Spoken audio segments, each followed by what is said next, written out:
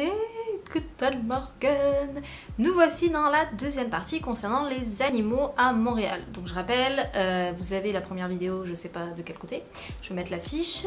Ça va être vraiment de parler sur les chiens et les chats en priorité. C'est généralement eux qu'on emmène avec nous, hein. Il y a toujours les lapins, les furets, tout le toin là, mais ça va vraiment être spécifique là-dessus. Par rapport au site que j'ai trouvé, les articles que j'ai pu trouver, ça va vraiment être concentré là-dessus. Donc, première chose à savoir qui est hyper intéressante, et je pense que tous les propriétaires de chiens sont hyper heureux de ça, vous avez plus de 50 parcs à chiens à Montréal. Et ça, c'est juste génial.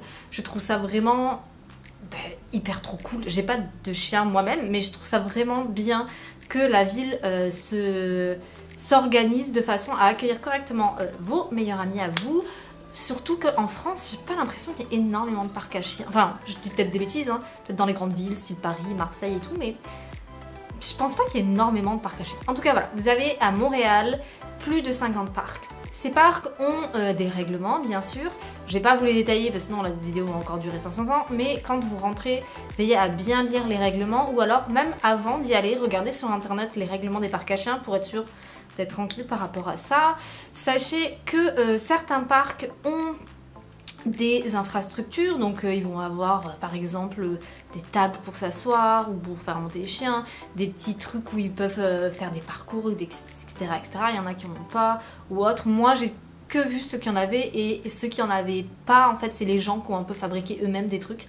Donc voilà. Les parcs sont clôturés, donc fermés, vous pouvez vraiment lâcher votre chien, il n'y a pas de souci là-dessus. Il faut quand même respecter les règles de base, comme le fait que si vous voyez que votre chien est pas bien ou autre, parce qu'il y a d'autres animaux, de ne pas y aller. Si il fait caca, ramasser. Hein. Enfin, les règles un peu cohérentes en tant que propriétaire de chien que je pense que vous connaissez de base. Ensuite, la ville de Montréal a organisé, alors j'ai vu pour cette année, je ne sais pas si ça va être renouvelé l'année prochaine, des ateliers gratuits sur le comportement canin. Dans les parcs à chiens, ils ont organisé ça. Alors malheureusement, ça finit en septembre, donc il vous reste un peu un mois avant la sortie de cette vidéo, ou alors peut-être qu'elle va sortir en septembre, je ne sais plus, je ne sais pas.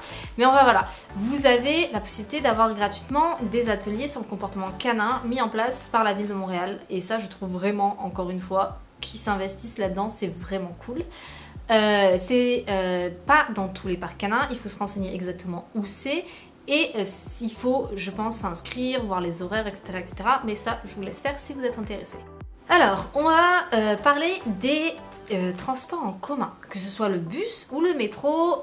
Bien sûr, j'exclus dans la plupart de mes informations tout ce qui va être chien guide d'aveugle, pardon, chien pour personnes handicapées, chien d'aide, chien spécifique, parce que eux, ils ont certains droits, certains devoirs, ils vont avoir une autre façon de fonctionner, on va dire. Donc là, je parle vraiment des animaux lambda, on va dire, pas du tout des chiens vraiment qui sont là à l'aide à la personne.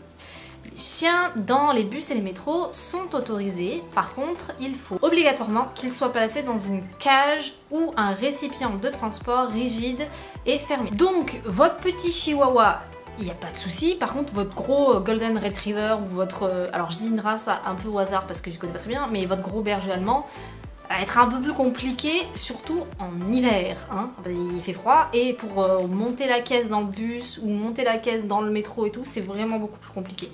Donc ça, il faut vraiment le prendre en compte. Vous avez le droit aux animaux, ils doivent être dans une caisse fermée, adaptée à ça, hein. Vous prenez pas un carton en vrac, c'est vraiment des caisses de transport, mais si par exemple vous vous rendez à l'aéroport ou que vous venez de l'aéroport, pas de souci, c'est organisable, on va dire. Par contre, si c'est pour tous les jours aller au travail, prenez bien en compte que vous allez avoir cette contrainte-là, et surtout que l'hiver, c'est beaucoup plus compliqué. Concernant les trains, comme je l'ai dit, les trains, il y en a pas énormément qui prennent le train, et c'est pas vraiment le transport numéro 1 de Montréal, mais les gens prennent le train. Donc je vous donne l'information, les animaux ne sont pas autorisés dans les wagons, donc pas avec vous dans l'immédiat, sauf les petits chiens, petits chats, pareil, dans une cage rigide, etc., adaptée à ça. Et les animaux qui vont être plus gros vont être demandés d'être placés dans un wagon spécifique, un peu comme dans l'avion, les gros animaux ils sont placés dans un endroit spécifique.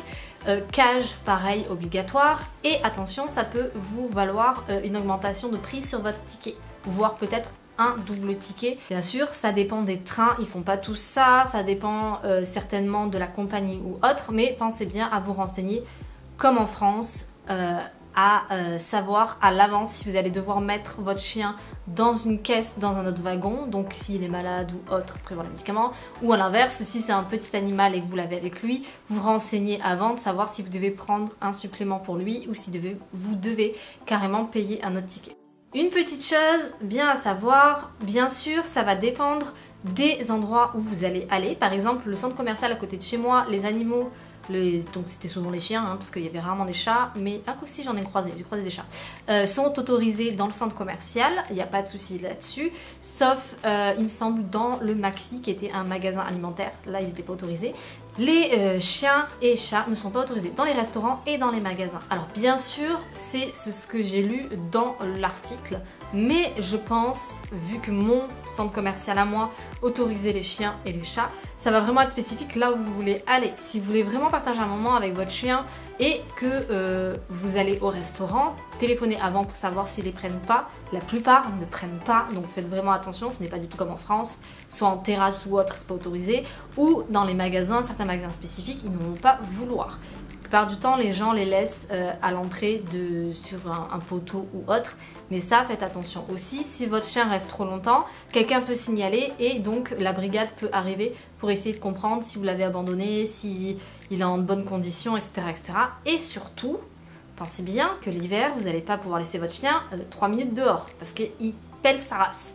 Donc c'est encore une chose à prendre en compte. Si vous voulez amener votre chien avec vous, sachez que une moitié du temps, il pourra être avec vous en tout temps, on va dire. L'été, ça va être beaucoup plus facile, même s'il fait très chaud, le goudron est très très chaud. Et l'hiver, ça va être beaucoup plus compliqué pour lui de pouvoir être à l'extérieur, pour pouvoir vraiment profiter de grosses balades comme on pourrait faire chez nous en France. Je le répète une dernière fois, même si je pense que j'ai pas forcément besoin de préciser de bien ramasser les excréments de vos animaux, tout simplement parce que moi qui n'ai pas de chien, j'ai vraiment remarqué la différence entre la France et le Canada. C'est-à-dire qu'en France, c'est plus un slalom hein, entre les caquets de chiens.